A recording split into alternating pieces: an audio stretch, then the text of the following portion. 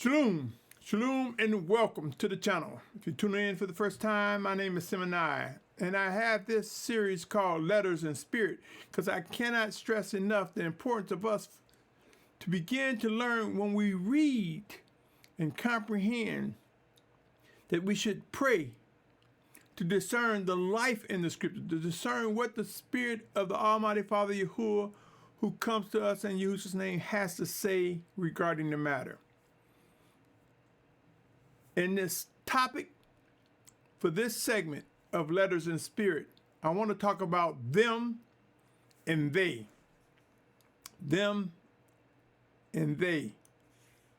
Let's unpack this subject, my brothers and sisters. Rise up, set-apart nation. The season is here where we must consider the realities of what's unfolding. We must begin to look beyond just glazing at the scriptures and ask what do the things written in scripture resemble today? How does it affect our lives today with each moment? My brothers and sisters, the subject of them and they is important. Why? Because we must begin to realize, to demonstrate true wisdom, time, belief, prayer, and positions are critical mindsets to consider as end times begin to intensify. Let's tour some scriptures on these words, my brothers and sisters. Regarding time, consider Colossians 4:5. It says, walk in wisdom toward those who are outside, redeeming the time. We must look at how we manage our time, how we present ourselves before one another. How much time is being consumed on things that are not necessary? Sometimes talking about them or they consumes a lot of time and is a big distraction. Belief, another factor. It says in Hebrews 11:1 in the scripture version, in Esau 11:1 says, and belief is the substance of what is expected, the proof of what is not seen. If we're busy talking about them and they and focus on them and they all the time, where is the belief to discern that the voice of the Almighty Father will guide us? Where is the belief that discipline will come? Where is the belief that we will grow stronger in set-apartness if we're busy talking about them and they? Hebrews 11:6 says, but without belief it is impossible to please him, for he who comes to the Almighty One has to believe that he is, and that he is a rewarder of those who earnestly seek him. My brothers, my sisters, as many individuals are becoming awakened,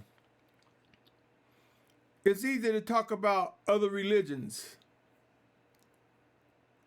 occults, the wicked things and practices we see. But if we spend more time talking about those things, how much more time could we have used that to study, to pray, to talk to one another, to grow in maturity and set-apartness? Prayer is a factor that helps strengthen our attention, strengthen us and keep us away from distractions. Or should I say, give us the senses to step away from wicked distractions expeditiously, quickly. Prayer.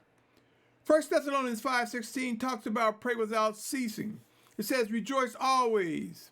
16th verse, 17 and 18, pray without ceasing in all circumstances, give thanks. For this is the desire of the Almighty One and Messiah, Yahusha. Pray without ceasing, my brothers and sisters. This means meditating on the things that are set apart, focusing on things that are set apart, talking about things that are set apart, looking and having an eye for the things that are wholesome and correct. Position. If we're busy talking about them and they, or looking at them and they, are we where we're supposed to be? Position is important. Consider 1 Corinthians 12:14 and 15, it says, for indeed the body is not one member, but many. If the foot says, because I am not a hand, I do not belong to the body, does it therefore not belong to the body? No, my brothers and sisters. Are we focused on our position, what we're supposed to be doing, what we're supposed to be looking at and examining, talking about? Goes on to say in 12:16-18. And if the ear says, because I am not an eye, I do not belong to the body, does it therefore not belong to the body? If all the body was an eye, where would be the hearing? If the hearing, where would be the smelling? But now the Almighty One has set the members, each one of them, in the body, even as he pleased. My brothers and sisters, as parts, as members of a body, are we doing what we're supposed to do? It would be wise to understand to the many members of a set-apart body, time will demand focus to fulfill what is promoted regarding building up a set-apart Yahuah, a set-apart nation, a set-apart family. My brothers and sisters, in addition to positions of the body, we must begin to consider the locations and the destinations that the Almighty Father will soon be gathering us to, that will be ordered by him. Time, belief, prayer, positions require actions and focus. I cannot stress enough why these are very important, my brothers and sisters. Quit focusing on them and they. Take a look at Mark 13:5-6. Come with me, Mark 13:5-6. It reads, for Yahusha began to say to them, take heed that no one leads you astray, for many shall come in my name, saying, I am he, and they shall lead many astray, pointing in directions we should not be going, pointing to them or they, groups, assemblies, cliques that we should not be going towards. Many false prophets shall rise up and lead many astray. Matthew 24:11, 12, and 13. And it says, and because of the increase in lawlessness, the love of many shall become cold. But he who shall have endured to the end shall be saved.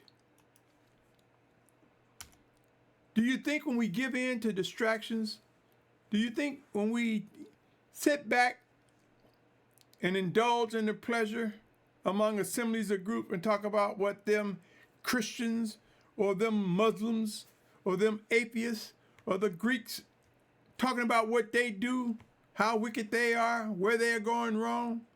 Should we not be focused and present attention on what it takes to grow strong and set apartness, my brothers and sisters? Our expectations of navigating through end time conditions should be made known. What are the expectations? Let's have a mind to discern and identify what must be done. Let's begin to talk about what those expectations are, instead of focusing on what they are doing or what they and them. It's so easy for us to come together and all point in one direction, pointing at one person or one group. But how much time are we spending talking about those outside of truth? I submit to you, my brothers and sisters, too much time is being wasted on those who are not pursuing the will of Abba Yahuah. My brother, my sister, many fail to realize that there are many distractions of them and they, distorting our focus. These distractions consume a lot of our time and widely because of our curiosities. Let us begin to manage these earthen vessels and let us not be consumed with so many curiosities. Let me pose some questions. What would you do if you witnessed something harmful coming your way? What would you do? Just look at it? Run from it? Prepare it? Brace yourself for it? Or would you spend more time talking about what's coming and what's going to happen? How would you feel if someone told you about danger but made no attempt to actually guide or help you to reach safety? You see, if it's more talk about what they are doing or them they or them, but not how we can learn to grow, to discern the voice of Yahuah, to move according to his living guidance and orders. It's a big difference than following they or following them.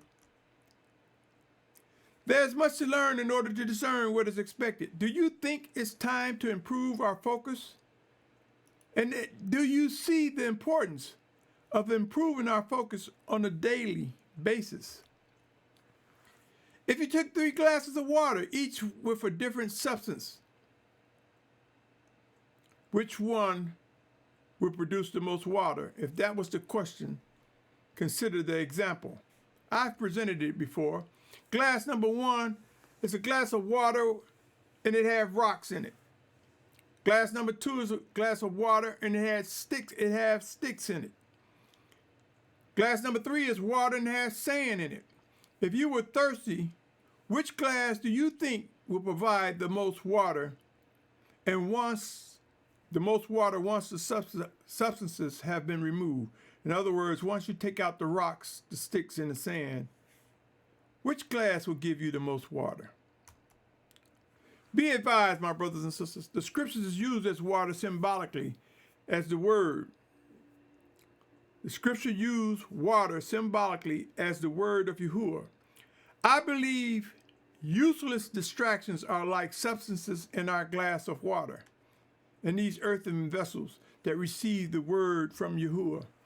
I believe if we begin to measure how much time our teachers spend telling us or showing us what the wicked are doing, it's like substances that prevent or impede or distract us from receiving as much water or as much of the word that is desired for us to receive.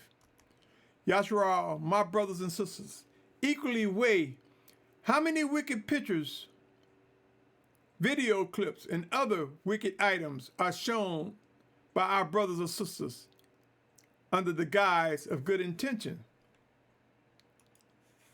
This is the same as substances in the glass. Too much time is spent on other beliefs or other religious positions.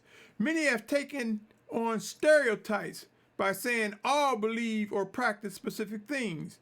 There is much time redeemed, used on them and they, my brothers and sisters, versus getting to know one another. We must begin to look at how it is so easy to be distracted. It is easy to talk about them and they, but so is the way to damnation. Are we busy going to fellowships, teaching Shabbat lessons, talking about them, the wicked, what's going on, what they're doing, versus what we should be doing? Are we allowing the Spirit of Yahusha to work in us, through us, to examine one another, to be as iron sharpen iron? If we allow ourselves to continue to waste time, it will lead to much regret. Some of us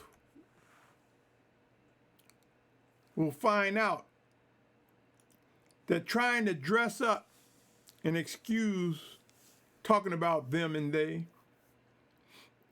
trying to say it's necessary for teaching because we have good intentions. Good intentions are not always righteous actions. Good intentions can lead to death. Consider the story of Uzzah. In 2 Samuel 6:5, you will see where Uzzah reached his hand to catch the ark, and he was killed by the hand of Yahuah. Look at 2 Samuel 5 and 6. 6 specifically tell you, and when they came to the threshing floor of Nacon, Uzzah reached out towards the ark of the Almighty One and took hold of it, for the oxen had stumbled. And he was killed, my brothers and sisters. It says, it states, or should I say, it is written in this translation, eSword, the scripture version, the wrath of Yahuah burned against Uzzah, and the Almighty One struck him there for the fault, and he died there by the ark of the Almighty One. You see, Uzzah was looking at, oh, that's the ark.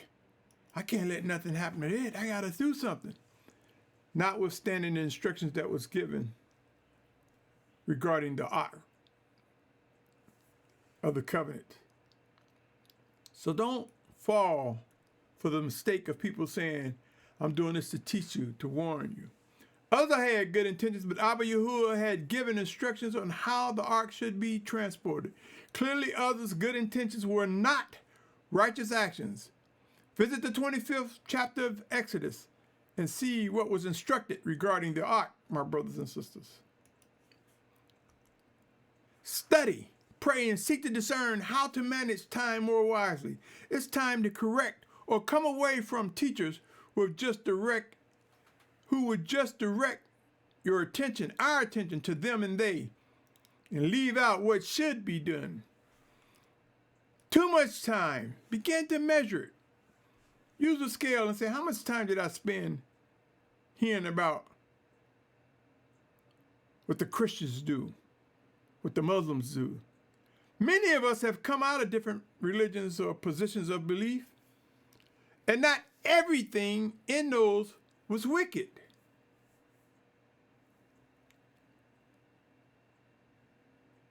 But we were good by coming out of it. Do you know that sometimes I've witnessed teachers stereotype and say, all Christians believe this, all Muslims believe this, all Jehovah's Witnesses believe this? And do you know that the beginnings for some was that they were seeking the Almighty Father, and they heard something that was true, was the seed blossoming that grew to take them away from those practices.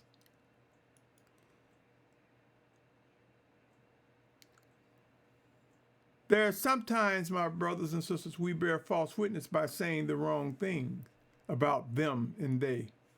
Let us focus on what is true. Let us admit what is true and what is wrong. Let us know how to navigate through these challenging times, my brothers and sisters. Take heed to the warnings written regarding being led astray. Walk away. Change the channel. Come away from those who feed curiosities rather than present the instructions of Abba Yahuah. Them and they, it's so easy to point. It's so easy to come together. It's so easy for people to take on the mantle of talking about them and they.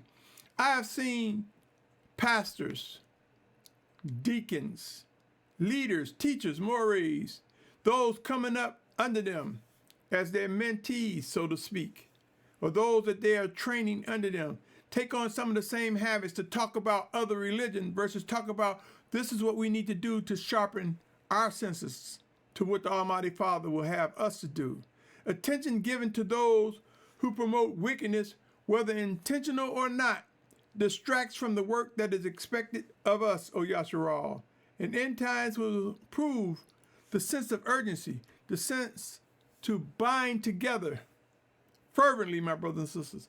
I believe if we understand how our thoughts can be misguided by focusing on them or they, we will have a more ready mind to respond to set-apartness if we understand that them or they could be a distraction. They could misguide. If we understand that, we will have a more ready mind to respond to set-apart orders by not being seduced into gossiping, bickering, or just talking and criticizing them or they. My brothers and sisters, rise up. Rise up, O set-apart family, and focus. Come away from time-consuming teachers, mores who promote wickedness. Let us redirect our attention from them and they and redeem our time wisely, focusing on what the Almighty Father has for us. You, O Yahusha, my brothers and sisters, there's a lot happening. There's a lot that is about to happen. But are you growing to discern the voice from the Spirit of Yahuah? Send in Yahusha's name. Are you establishing a ready mind to move, to act on what lies ahead? Are we busy talking about them and they? Choose wisely. Move wisely. My brother, my sister, my family. Them and they can be a dangerous, time-consuming behavior. Let's sharpen our senses and do better. We can and we will. To you, O Yahusha, my brother, my sister, my family, that's all I have for this season. I should say not season, but this episode, my brothers and sisters. Not season, forgive me. I pray that you are encouraged. I pray this message, at the very least, cause you to think and pray on how you manage your time, how we manage our time, so that we will be better prepared to respond and manage our priorities in the days ahead. On that note, shalom.